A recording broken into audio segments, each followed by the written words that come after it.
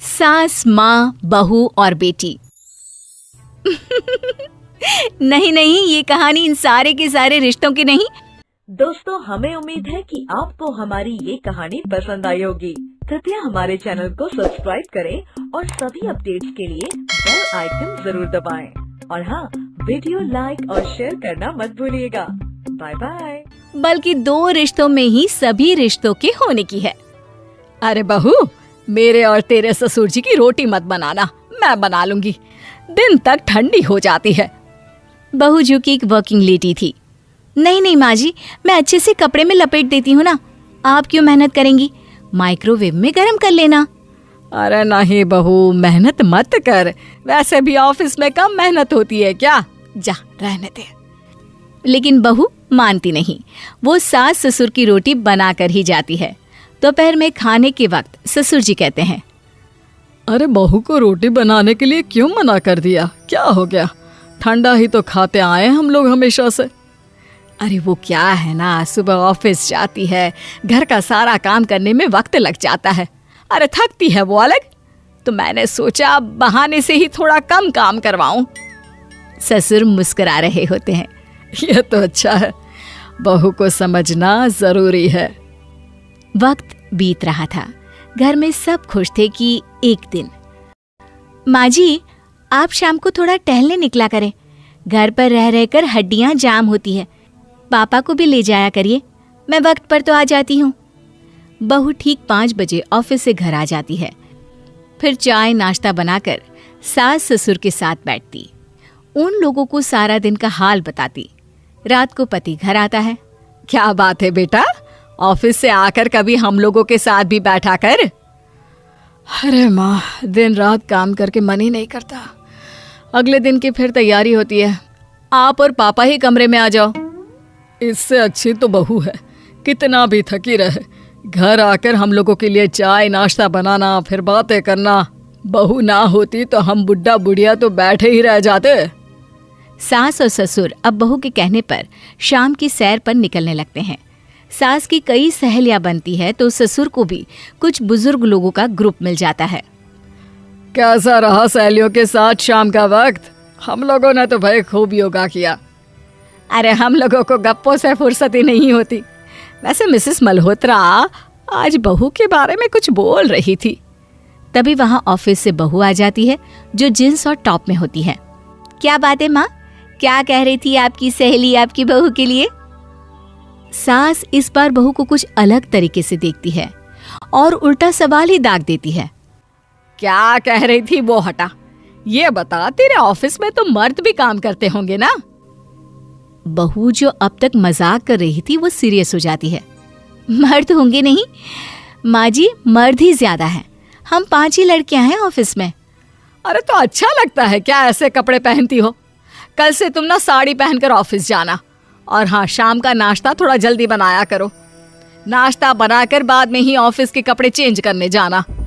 बहू को समझ में नहीं आता कि सास को हो क्या गया है, लेकिन वो कुछ नहीं कहती, सीधे किचन में जाकर चाय नाश्ता बनाती है और सास ससुर को दे देती है। अगले रोज बहू ऑफिस के लिए तैयार होती है तो खूब सुंदर सी साड़ी पहनती है और ऑफिस के लिए निकलने से पहले सास और ससुर के पैर छूती है और निकल जाती है। क्या बात है, आज मेधा के ऑफिस में लग रहा है कोई फंक्शन है। अच्छा, पता नहीं, मुझे तो बताया नहीं, वैसे तो सारी बात करती रहती है। अरे देखा नहीं कैसे साड़ी पहनकर जा रही थी? अरे वो तो मैंने ही बोला है उसे। अरे अच्छा लगता है क्या रोज रोज ऐसे सूट या जींस में जाना? बहू हो, बहू बनकर रहो, और आप भी ना मेधा मेधा मत किया करिए, बहू बोला करिए, सर पर चढ़ जाएगी तो दिक्कत हो जाएगी।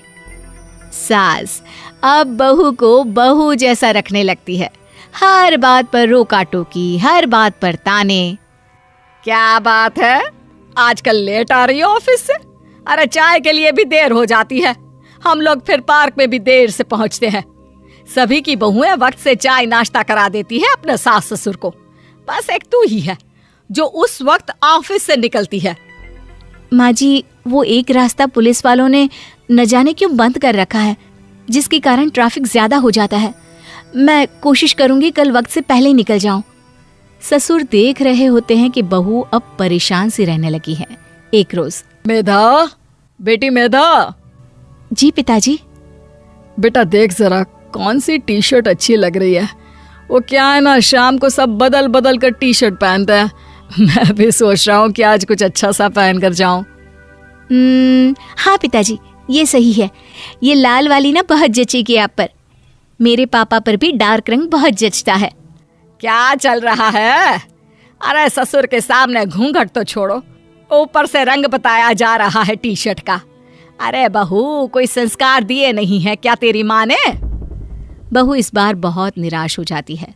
वो वहां से तुरंत अपने कमरे में चली जाती है। अब बहू घर का सारा काम करती, ऑफिस जाती, लेकिन साड़ी और सर पर पल्ला लेकर। एक बार पड़ोसन उनके घर आती है। वाह सुमित्रा बहन, बहू का तो रूप ही बदल दिया। ठीक किया, बहू बहू जैसी ही अच्छी लगती है। अच्छा चलती हूँ मैं। पड़ोसन के जाने के बाद सास बड़ी अकड़ के साथ कहती है, देखा मेरा कमाल, कैसे मैंने मेधा बहू को कंट्रोल में कर लिया। अब बारी ससुर के बोलने की थी। हाँ सुमित्रा, बिल्कुल ये काम तो किया है तुमने, लेकिन कभी सोचा क्या खो दिया? क्या खो दिया? मैंने तो कुछ नहीं खोया जी। खोया है, पहले बहू जब ऑफिस जाती तुम्हारे पैर छूकर तुम्हें गले लगाती, लेकिन अब सिर्फ पैर छूती है। हाँ जी, ये बात तो आप ठीक बोल रहे हैं। पहले घंटों हम लोगों से बात करती, कमरे में ना जाती, ऑफिस से आते ही खुद की चाय, खाना, नाश्ता सब हम लोगों के साथ करती, सारी बात बताती। लेकिन क्या तुम्हें पता है, बहू की तबीयत खराब चल रही है, वो माँ बनने वाली है। ये बात मुझे बेटे ने बताई कि तुम्हें बता दूं। अब सास की आंख में आंसू थे। वो समझ गई थी कि लोगों के कहने में आकर उसने क्या खो दिया।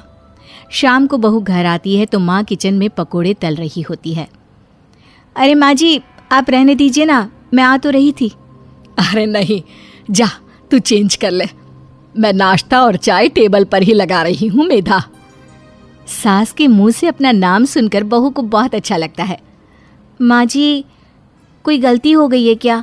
मेरे होते हुए आप काम करें, ये ठीक नहीं है। संस्कारी और समझदार बहू सास को माँ समझती है, लेकिन सास की बेवकूफ़ी उसे सास ही बनाकर रखती है। बहू, मुझे भी थोड़े संस्कार और समझदार बनने का मौका दे, जिससे मैं भी बहू नहीं बेटी को देखूं तुझ में। और हाँ, मेरा होने वाला पोता क्या कहेगा कि दादी ने तो मेरी माँ को बहुत परेशान किया। बहू सास को गले लगा लेती है। नहीं माँ जी, वो कहेगा कि माँ को तो दादी ने बेटी बनाकर रखा है।